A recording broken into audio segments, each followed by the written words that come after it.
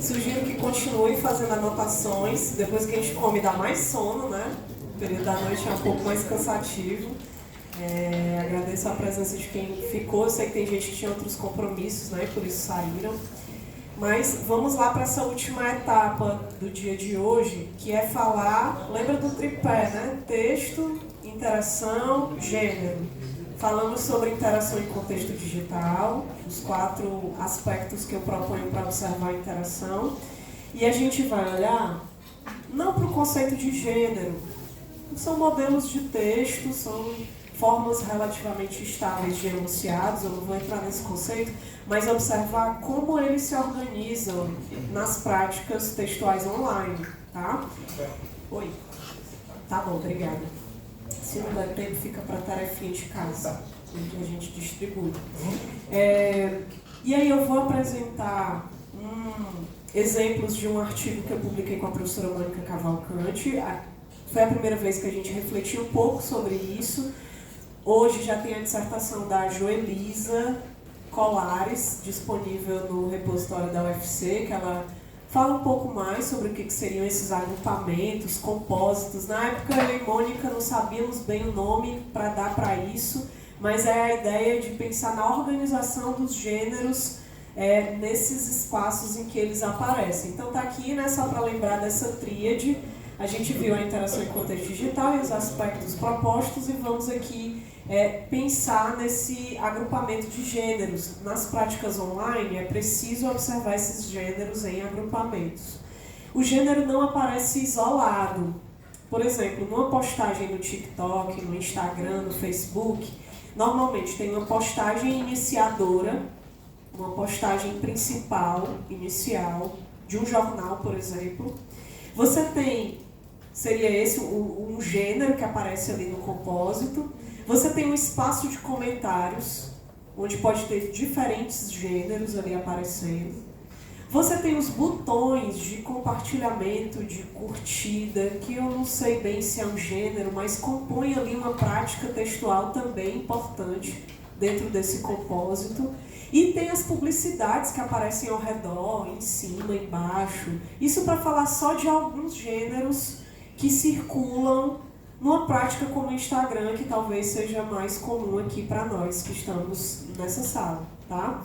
Então, a ideia que nós discutimos nesse artigo de 2021 é pensar o seguinte: nas práticas, nessas interações digitais, raramente nós lemos um único gênero. No Instagram, por exemplo, raramente você lê uma única postagem iniciadora. Muitas vezes você vai direto para os comentários, inclusive. Você nem lê a postagem. Você vê uma coisa rápida, uma imagem, uma manchete e já vai para os comentários. Então é a ideia de que esses gêneros aparecem em agrupamentos que eles precisam ser observados assim. Uma curtida é muito importante, muitas vezes, né? O Renan trouxe o lembrete do Facebook. No Facebook antes era só um joinha, a curtida. Hoje ela tem uma representação imagética, dinâmica, tem um coração que sobe, uma lagrimazinha, né? Inclusive tem esse movimento assim, de subida para quem ainda usa Facebook.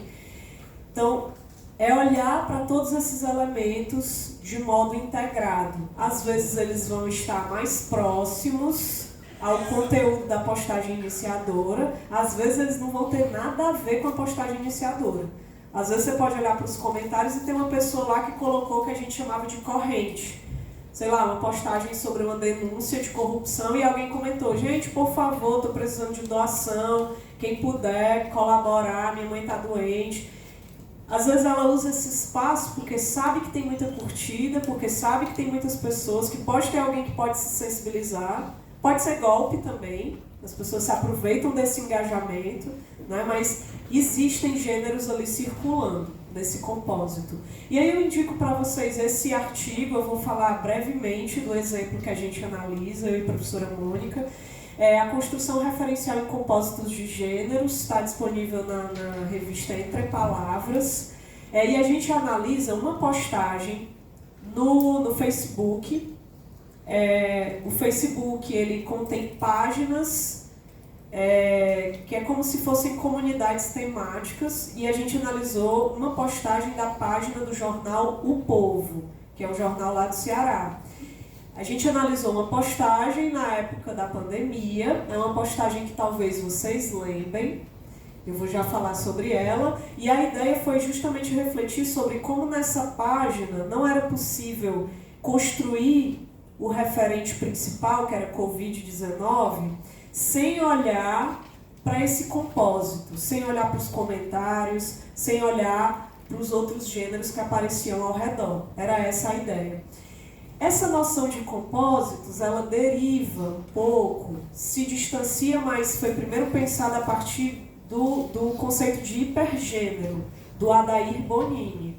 Quando o Adair Bonini pensou no hipergênero, ele estava olhando para gêneros, por exemplo, que circulam no jornal, antigo jornal impresso. Você tem ali um conjunto de gêneros diferentes atuando no que ele chamou de hipergênero, como se eles estivessem fazendo parte de um textão. Só que isso é problemático para a linguística textual, porque para a gente o texto é um enunciado único e irrepetível. Chamar vários gêneros de uma coisa só para a gente, da LT, não cabe, teórico-metodologicamente. Chamar todos esses gêneros de um hipergênero, de um hipertextão, né, de um textão, não funciona. Então a gente pensou, não, na verdade, mas é interessante o que o Bonini fala dessa união de textos, de gêneros, mas a gente propõe pensá-los numa ideia de agrupamentos mesmo, de compósitos. Existem gêneros que estão juntos no mesmo suporte e que, de alguma maneira, reunidos ali naquela tela, funcionam juntos. Deixa eu ver se eu trago o exemplo. Eu vou mostrar isso e depois eu trago o que a gente analisou no Facebook. Então, por exemplo, aqui é só uma imagem breve de um layout que você encontra no TikTok, no Instagram, no Facebook, né? Então a gente tem a postagem iniciadora, seria um gênero. Você tem o botão de reações, que ali de alguma maneira compõe uma espécie de modelo de texto. Não sei se estou chamando de gênero, mas alguém pode estudar melhor isso depois. E um espaço de comentários onde circulam gêneros ali. Tá? Então, é olhar para esse compósito para pensar na construção de sentidos. E nós observamos que a referenciação, que é uma categoria valiosíssima da linguística textual, seria muito interessante para observar a potencialidade desses agrupamentos. E eu vou já falar um pouquinho, tá aqui já, da referenciação, para quem não conhece. A referenciação, vou tentar ser didática e bem objetiva, assim, até superficial demais, mas só para a gente entender aqui como foi feita a análise. A referenciação é um processo de construção de entidades, de assuntos. O referente, que é aquele que é construído na nossa mente no processo de referenciação, são os assuntos sobre os quais a gente fala. Então, por exemplo, na minha fala tem um referente central que é a interação. Mas tem outras entidades aqui sobre os quais eu estou falando. Mídia, interatividade, sistemas semióticos. Tudo isso são referentes. E esses referentes são construídos mentalmente, sociocognitivamente. Eles são introduzidos em todo o texto e retomados. E essa retomada ela é interessante porque ela modifica o modo como o referente é inicialmente trazido para a interação. Vocês vão ver um exemplo daqui a pouco, tá? Ok. E a gente analisou, então, nessa postagem, como o referente Covid-19, entenda o referente como um assunto, uma entidade, um assunto principal do texto. Entendam isso daí como mais ou menos sendo referente. A gente analisou como o referente Covid-19 era introduzido na postagem iniciadora do jornal O Povo e como ele era retomado nos comentários. Foi isso que a gente analisou para poder fazer essa reflexão. Quando ele era retomado nos comentários, a gente vai ver os exemplos, ocorria sempre uma mudança, porque toda retomada é recategorizadora. Toda retomada muda a visão sobre esse objeto de discurso, sobre esse referente. Às vezes para fazê-lo progredir, evoluir, modificá-lo, às vezes para manter a ideia que se tinha mesmo desse referente quando ele foi introduzido. Vamos ver um exemplo, né, que está muito abstrato, assim, para quem não conhece o processo de referenciação. A gente usou essa postagem, acho que de 2019, se eu não me engano, que foi aquela fala do ex-presidente Bolsonaro sobre a Covid ser uma gripezinha. Lembram disso? E aí o jornal estava exatamente trazendo essa manchete. Na postagem original, essa imagem é um vídeo, tá? É um vídeo, eu não trouxe aqui o print, mas ela é um vídeo dele no pronunciamento oficial, chamando a Covid-19 de gripezinha. E aí a manchete do jornal O Povo é: Bolsonaro mente ao dizer que nunca chamou Covid-19 de gripezinha. Reveja alguns momentos. E aí quando você clica ali, você é direcionado para o site do jornal O Povo, onde você pode ler a matéria completa sobre esse assunto, né? Então nós analisamos como o referente Covid-19 é introduzido pelo jornal, através do vídeo, através da legenda. Na verdade, antes da manchete tem uma legenda, uma espécie de lead lá em cima, né? O presidente da República já desmereceu a gravidade da Covid-19 em lives, em coletivas de imprensa e em pronunciamento oficial em rede nacional de rádio e televisão. Hashtag o povo. Então a gente analisa desde ali, passando pelo vídeo, como o jornal introduz o referente Covid-19 e depois como que ele é retomado pelos próprios interlocutores a favor ou contra a fala do ex-presidente Bolsonaro no espaço dos comentários, tá? E a gente teve diferentes visões, né? Visões dicotômicas. Por exemplo, alguns usuários trouxeram o referente Covid-19 usando Covid, usando gripezinha, usando pandemia, que é um referente que dialoga com esse, né? Pandemia. Outros também trouxeram gripezinha, resfriadinho. O Alex aí, né, User 2, mencionou, apenas repetiu as palavras do Dr. Drauzio Varella. Teve uma polêmica na época de uma má interpretação, de uma descontextualização de uma fala do Drauzio Varella, em que eles justificariam essa diminuição da gravidade da Covid-19. Então a gente analisou, né, como o referente foi introduzido na postagem iniciadora e como ele foi retomado. Seja com pessoas apoiando o ex-presidente na época e legitimando né, essa diminuição da gravidade da Covid-19, com termos como gripezinha e outros, e outros interlocutores mencionando a gravidade da pandemia, né, e trazendo uma recategorização desse referente. E a gente conclui, né, constata o que já se sabe no campo da referenciação, mas que esses referentes não são estáticos, são, na verdade, disputados ideologicamente no espaço como esse do Facebook. Vimos também que a recategorização acontecia não só por termos como gripezinha, resfriadinho, mas ele era retomado também pelos emojis. Emojis de aprovação, emojis rindo da situação, né, ironizando a situação, ou com raiva daquele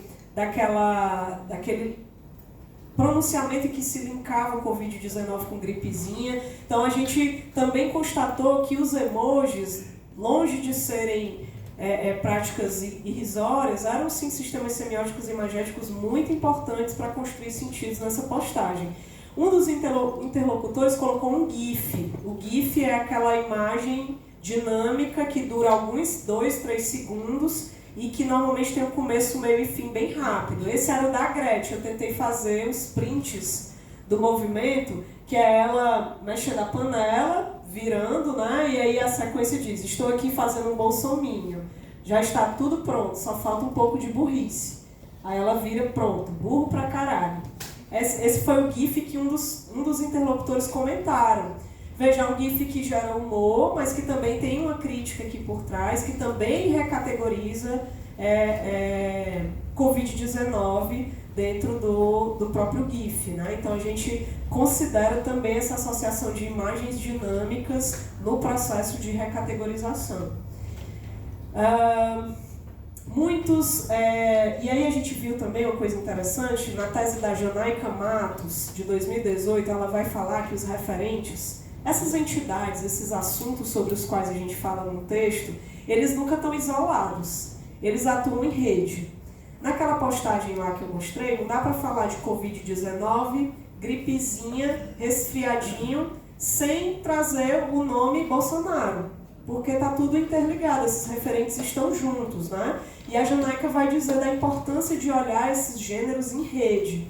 E a gente constatou na nossa análise que, além de ter que olhar em rede os referentes, a gente precisa considerar o que está na postagem iniciadora e nos comentários também, né? Muitos comentaram, por exemplo, sobre o objeto de discurso sobre o referente Bolsonaro. As merdas que ele fala, o presidente deles, marionete, bolsominion, burro. Em relação à Covid-19, muita gente associou com o referente pandemia.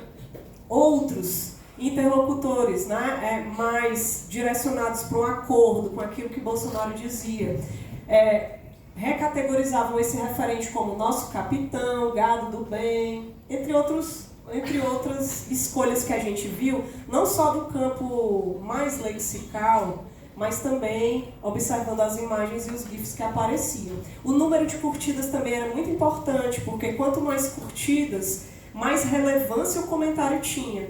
Então, mais influência aquele comentário passava a ter na construção de sentidos, tá? Ok, então isso aqui eu já disse. Eu queria fazer com vocês uma breve análise juntos aqui, mais ou menos semelhante a essa que eu fiz com a professora Mônica, com uma postagem que eu vi sexta-feira, desse personagem que vocês devem conhecer muito mais do que eu.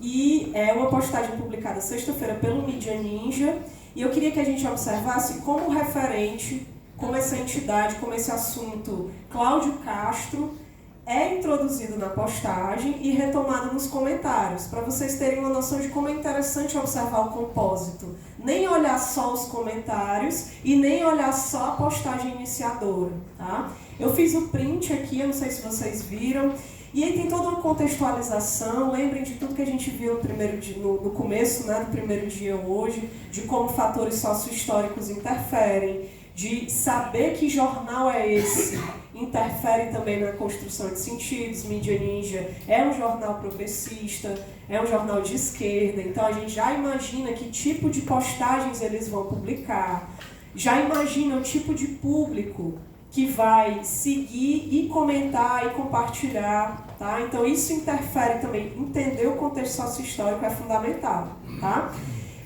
E aí a gente, como que o referente é introduzido? Talvez pela imagem, né? Eu digo talvez porque é um processo mental, é um processo individual, sociocognitivo, eu olho logo para a imagem.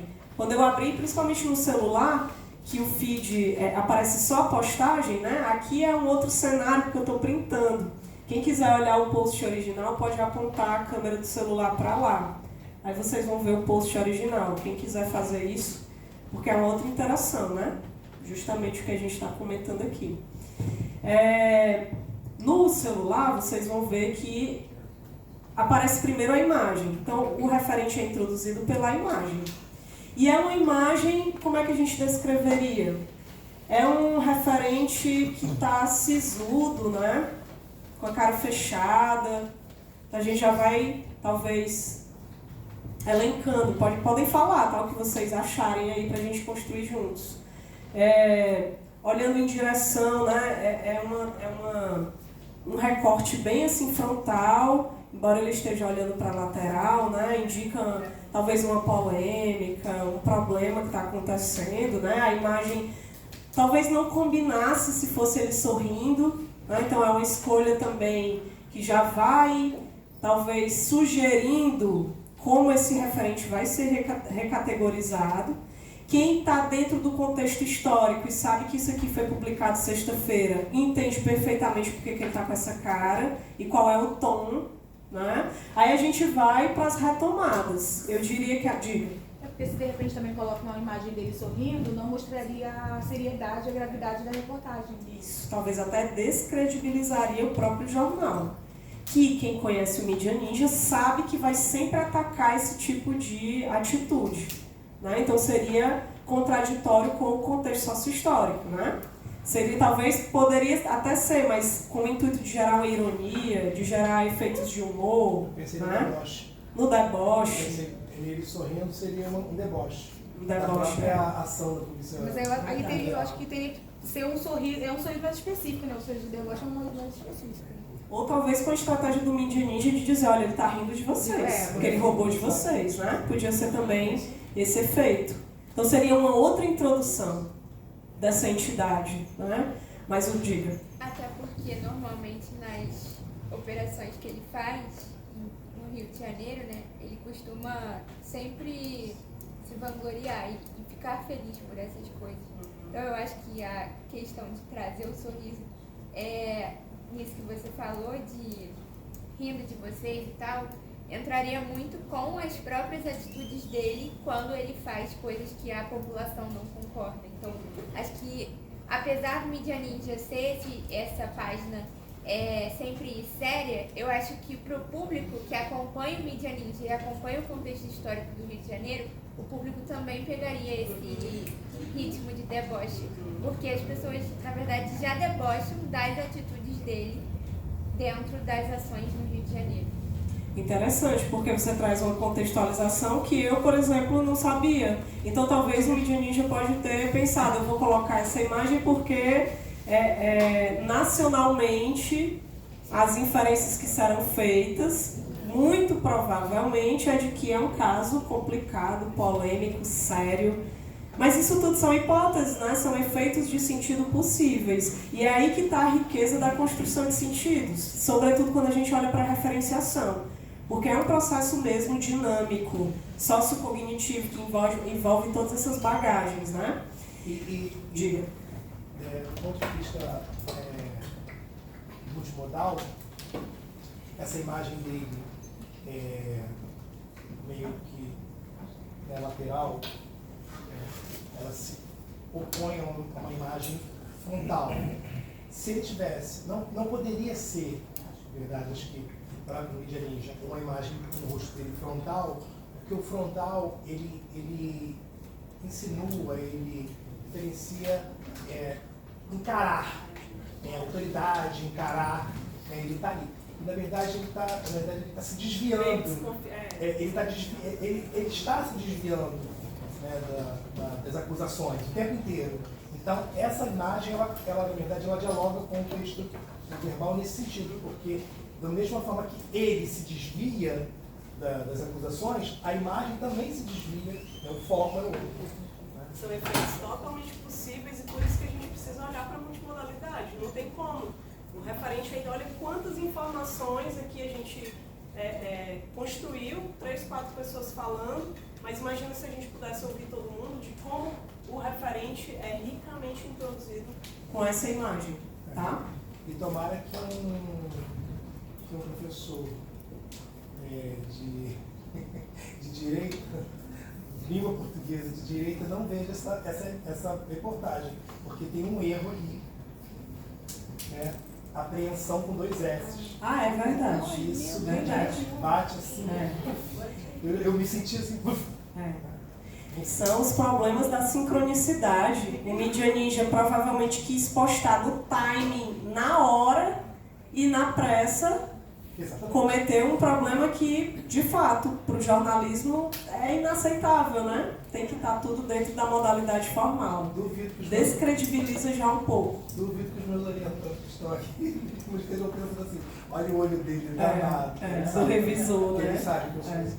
Mas é isso, os altos níveis de sincronicidade provavelmente levaram o estagiário, vamos botar a culpa no estagiário, a cometer esse... Eu não tinha visto, Fábio, é verdade. Mas olha, isso constrói sentidos também, a gente não pode ignorar isso. Porque é isso, é uma mídia legitimada, o Mídia Ninja, e a gente espera correção gramatical, a gente espera graus de formalidade, e aí tudo isso entra na polêmica.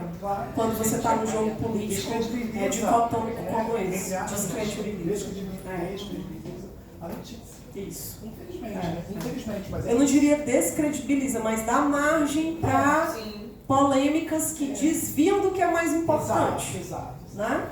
E aí, para que isso não aconteça, o jornal precisa priorizar a modalidade formal, para que o foco seja o foco, e não ali o erro de digitação. Tá vendo? Não sabe nem escrever. É isso. Aí, ó, a gente já tem essa retomada, né? Mandado de busca e apreensão.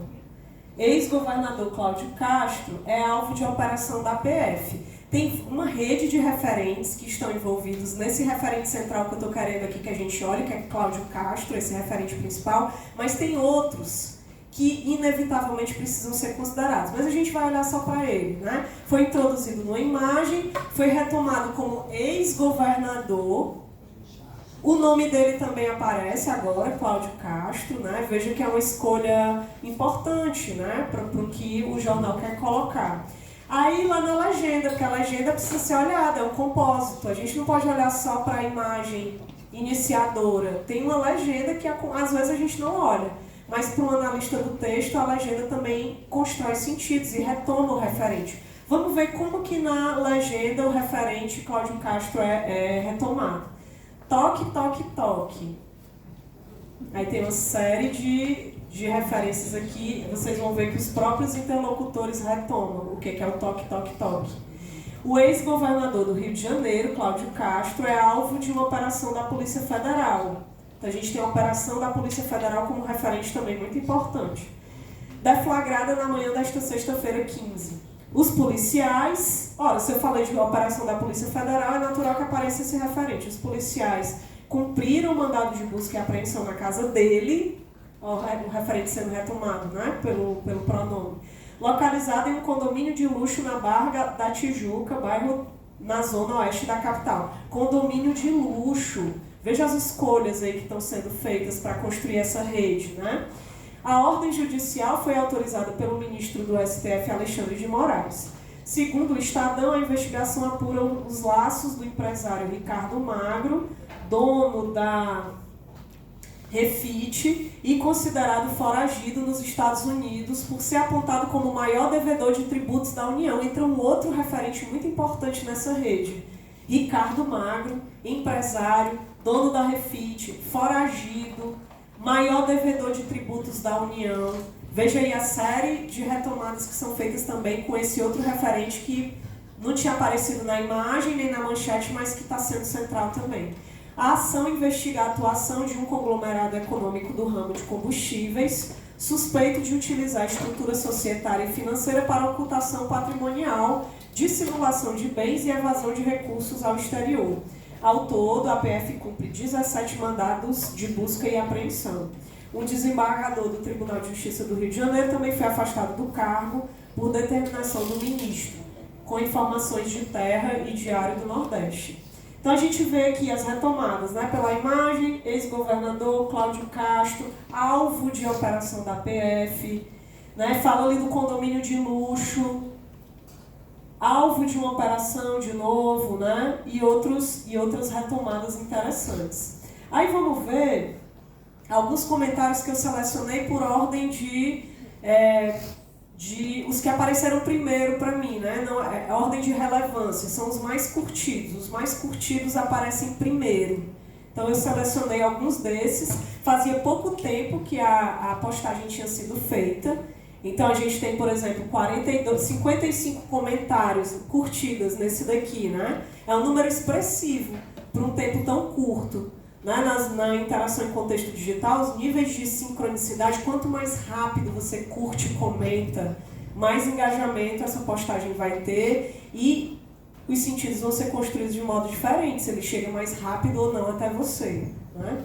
Aí algumas retomadas. Ó. O professor Gil Souza diz assim, detalhe, apesar de estar desaparecido há 8 anos como governador do Rio de Janeiro, é líder nas pesquisas para o Senado. O cidadão do Rio de Janeiro é também responsável pela própria tragédia. Ele retoma aqui como estar desaparecido, líder nas pesquisas para o Senado, e aí traz um outro referente importante, o cidadão do Rio de Janeiro. Né? Ele vai ampliar essa rede de referentes que foram aqui introduzidos. O Felipe Alves diz, governador preso ou alvo de operação aqui no Rio de Janeiro já virou pleonasmo. Né? Ele teve 42 curtidas, isso daí, talvez por isso apareceu para mim, né, nos mais relevantes.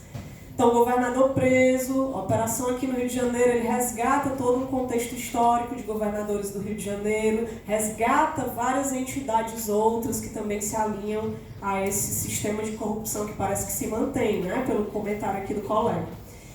Voltaire Pepe diz, esse cara não é o Brutus do desenho do Popeye? Aí bota vários emojis rindo. Né? Faz humor aqui, Brutus do desenho do Popeye, né? Por essa cara dele aí. E coloca os emojis rindo. Os emojis também são importantes, né? O efeito de humor que ele quis gerar nesse comentário precisa também ser observado. O Miguel ali colocou um GIF, só que eu não consegui fazer o print da imagem. É o Flávio Bolsonaro dançando. É um GIF que circulou aí nesses comentários e eu trouxe também porque é uma outra entidade, né? E aí o que dá a entender isso? Porque ele não colocou nada, ele colocou só o GIF, não colocou nada escrito, né? É só o GIF solto aí do Flávio Bolsonaro dançando, rindo, feliz. Que associações ele quis fazer, né?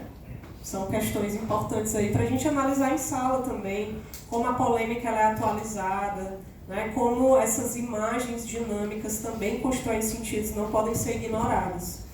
Futuro presidiário do Brasil. Presidiário, eu fiquei lembrando, futuro presidente do Brasil, a gente usa muito isso, né? Futuro presidente, aí o ex-presidente está preso, eu fiquei fazendo essas associações. Tem a bandeirinha do Brasil, que a gente liga muito hoje a partidos de extrema-direita, ou muito ligados ao bolsonarismo. Então tem várias associações que eu fiquei fazendo aqui, né, dele dizer esse futuro presidiário do Brasil. Então mais uma pessoa, um político preso, né, talvez linkado a esse grupo de político mais extremista. Sem vacilo diz, toque, toque, toque, 3 batidinhas na porta, Cláudio Castro. Quem é? Resposta, é a Polícia Federal. Esse aqui relembra de onde veio esse meme, né? Alguém quer explicar? Porque eu não vou saber explicar. Eu sei, mas eu não sei explicar. De onde é que vem o toque, toque, toque? É uma música, né? Não, é uma deputada, a Rosana. Achei que era uma música. Ela faz um discurso, que ela justamente era uma deputada do PL, que ela faz um discurso desse, que ela usa esse termo, toque, toque, toque. Ela fala, quem é a Polícia Federal, em referência a políticos que serão presos, alguns de operação. E aí só é meme justamente por causa disso, porque após esse vídeo, muitas operações começaram, então, né, como a direita diz, eles começaram a ser perseguidos. Pegaram a fala dela, que apoia essas pessoas, sim, né? Apoiava, porque depois a própria direita começou a chamar ela de prostituta, de vagabunda, aquelas coisas que eles fazem com mulheres, né? Porque justamente ela deixou de ser o apoiador deles. Ai, que ironia. Traz aqui de novo, a mídia ninja começa com toque, toque, toque. O Flávio Bolsonaro, se eu não me engano, essa dancinha que ele fez, foi em algum momento de tragédia lá, tadinha, da família dele. O pai foi preso, estava para morrer, alguma coisa assim, em algum evento ele fez essa dança, que aí, né, a esquerda também foi lá e começou, olha isso, dançando, blá, blá, blá. E virou uma polêmica. Eu acho que esse mesmo é justamente nessa desgraça do Cláudio Castro, essa dancinha feliz. Muito bom. Muito bom trabalhar a ironia, a intertextualidade, né?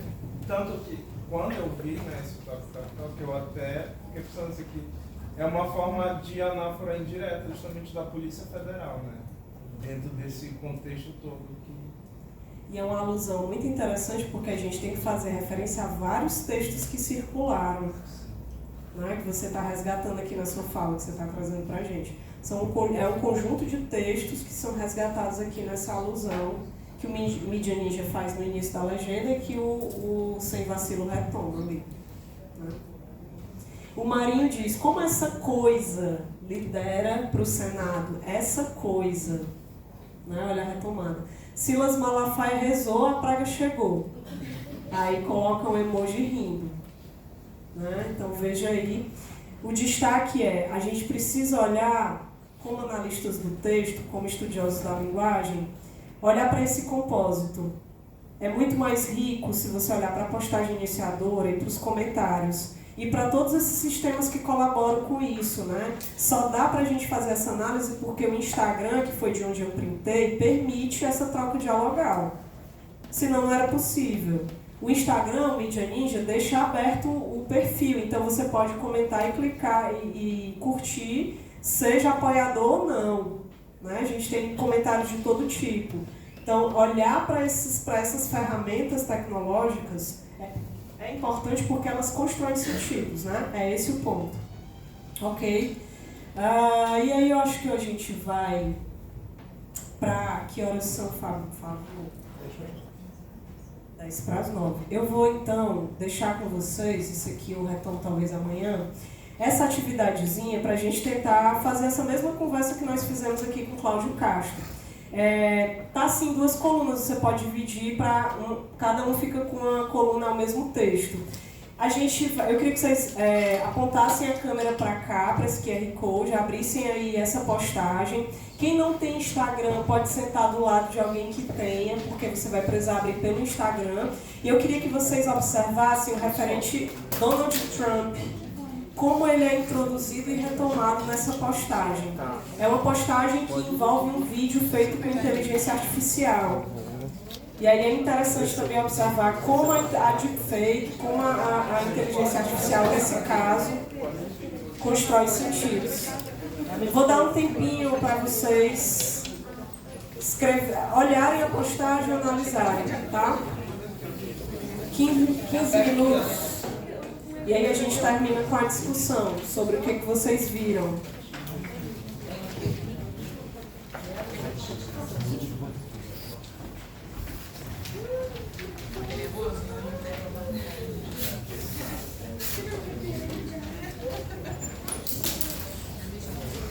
Nossa, vamos aqui, cara. Se eu precisar.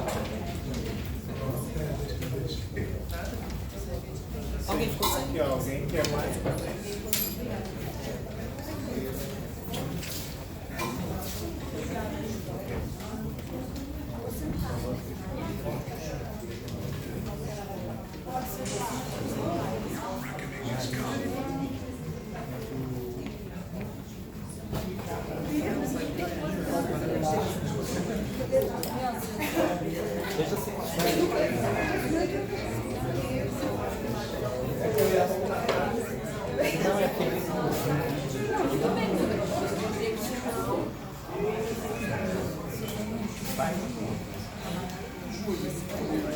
Quem não tem Instagram, pessoal, procura com alguém que está próximo à lenha. Conseguiram abrir?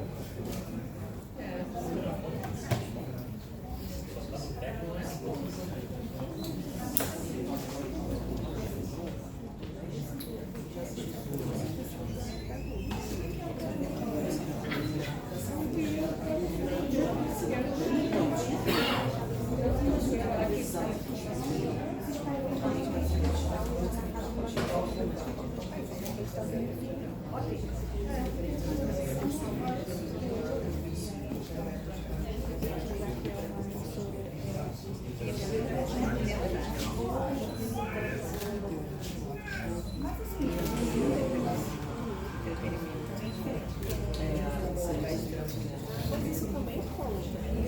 Isso que você está falando tem que ser considerado na análise. Talvez não para que não tenha as questões, mas vai influenciar o modo como você vai ler a postagem. Com certeza vai influenciar.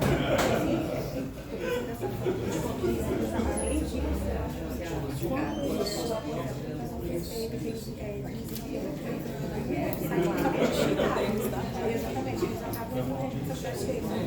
Então, isso tudo pode ser considerado na perspectiva. Eu foquei em coisas mais simples, eu estava mas isso tem que ser falado também,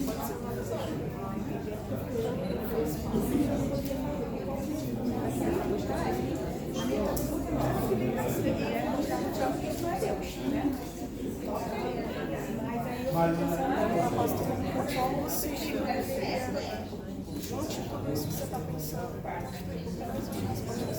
existem respostas possíveis. Dentro do caminho que está aqui, né? A gente não pode trabalhar, mas dentro do que está aqui, dentro das âncoras que você vai saber que a sua resposta é totalmente possível. Você vem no BRT, ele vai assim, não, mas ele vai ter fome. Você vai ter uma gente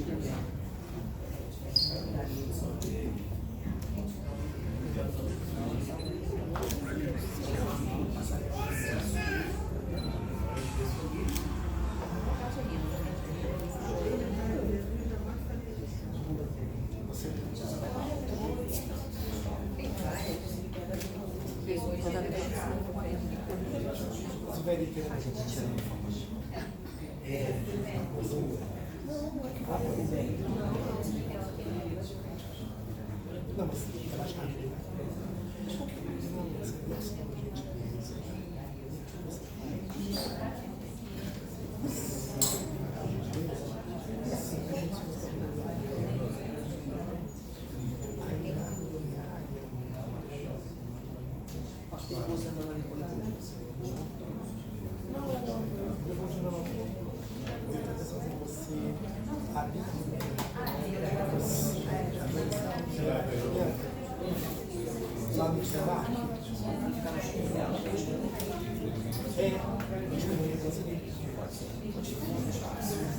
Isso.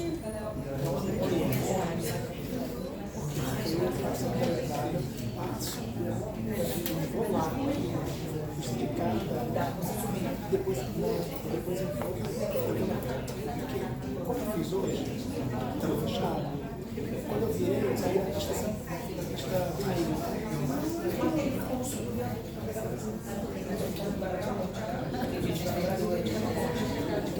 aí eu me pego ali,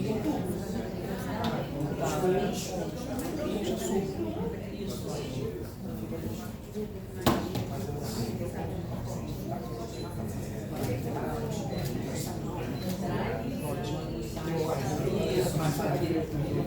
Tem um posto de gasolina em frente.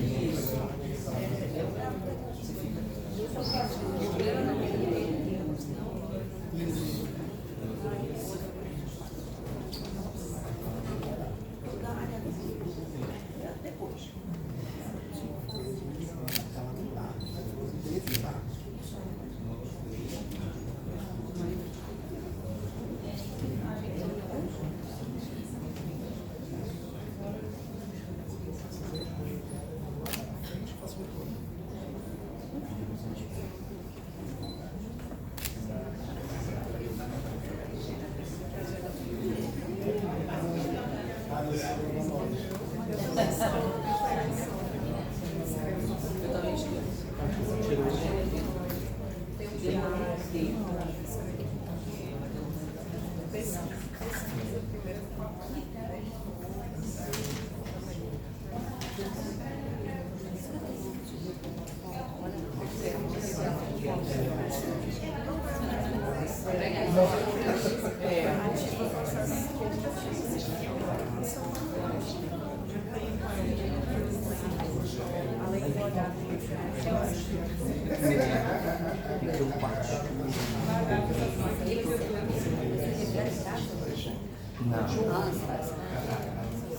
tenho um amigo que tem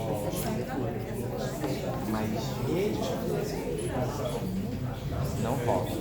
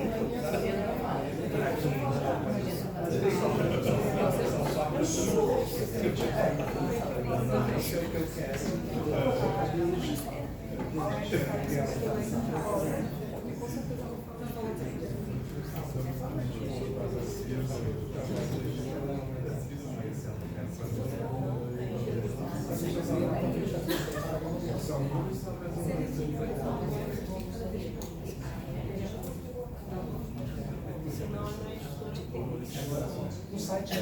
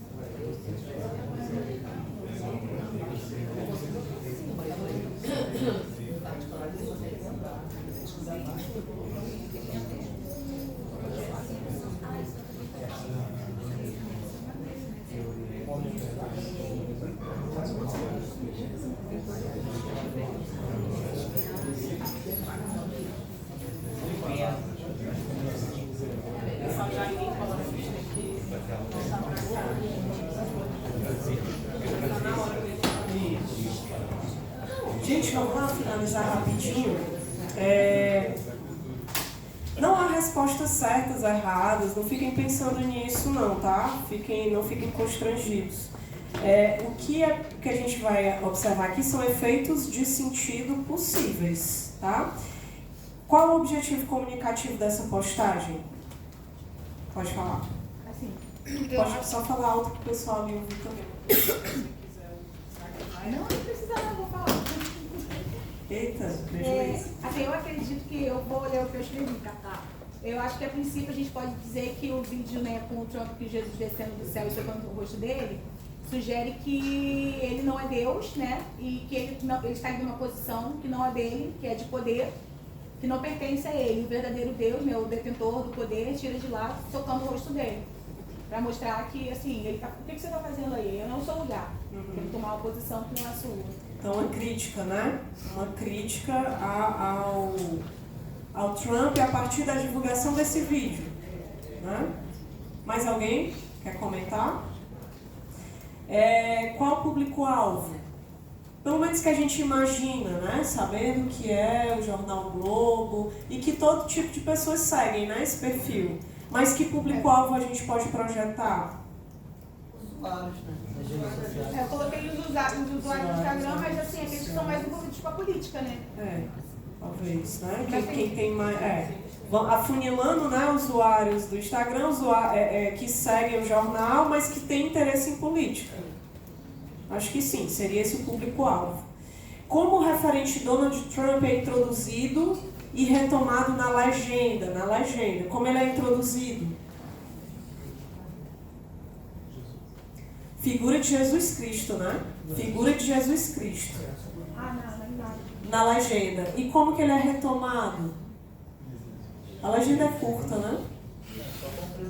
Donald Trump. Presidente dos Estados Unidos, Donald Trump.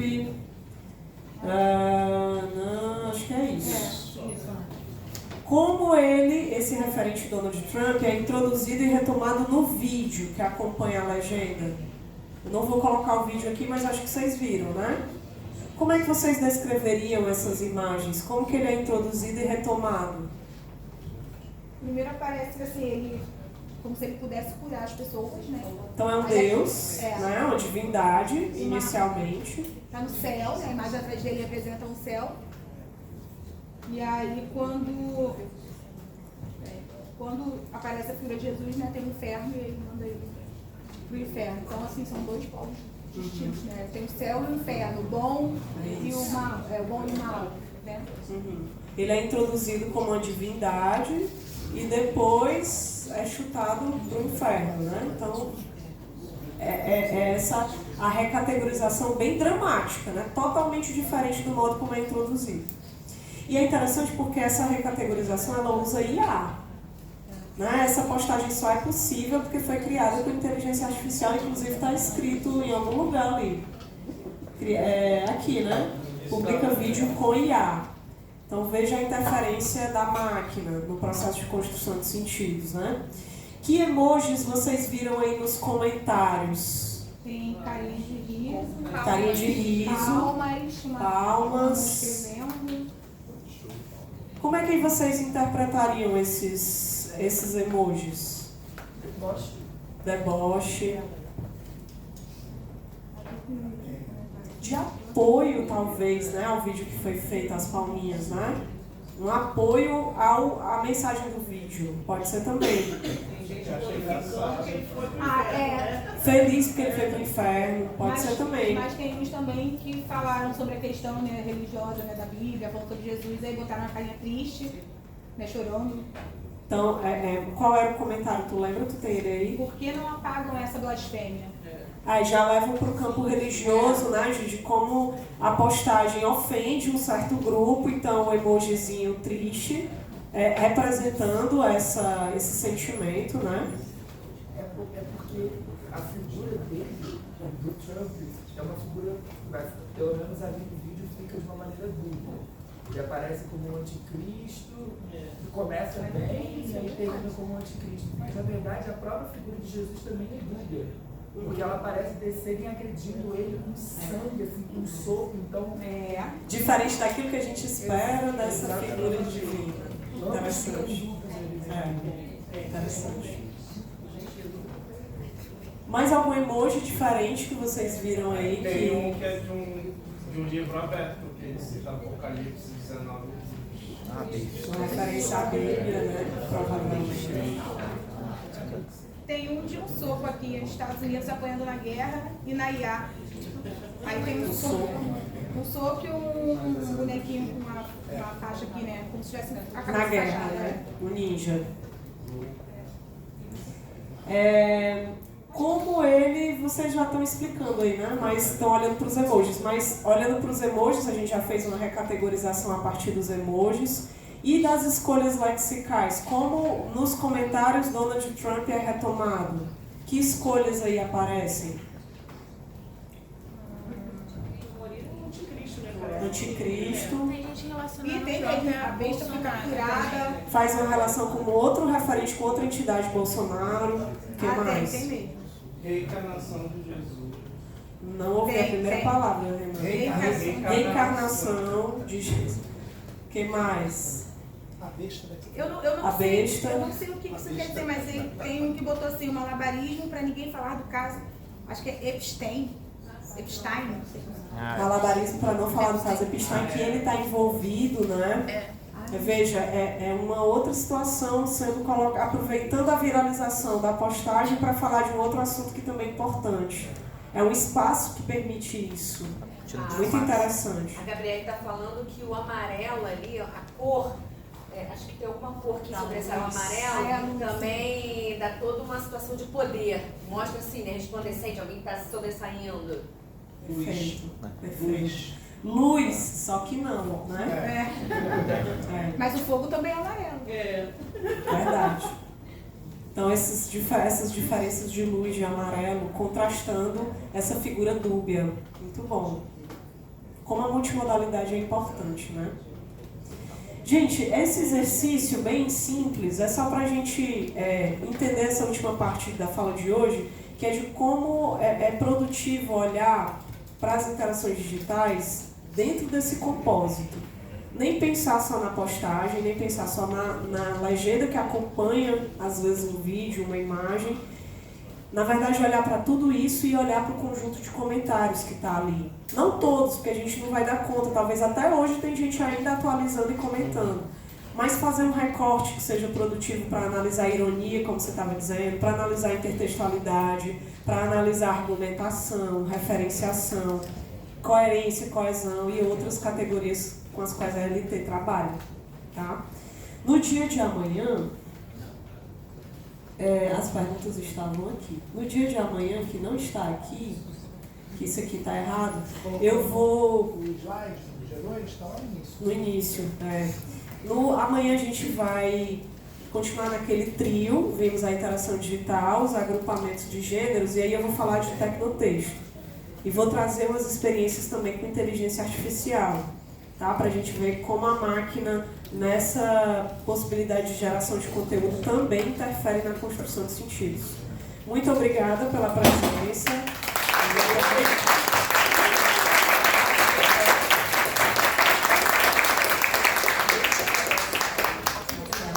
Venham todos, por favor, convidem os amigos.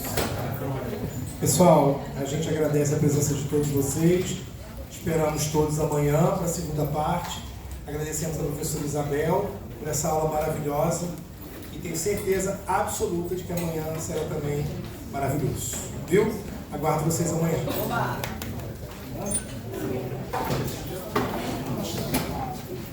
Deixa eu tirar foto. Deixa eu fazer aqui. Tira foto. Você não estava aqui não? Eu quero Vem tirar outra foto, vem tirar outra foto. Quero um. Chepelos.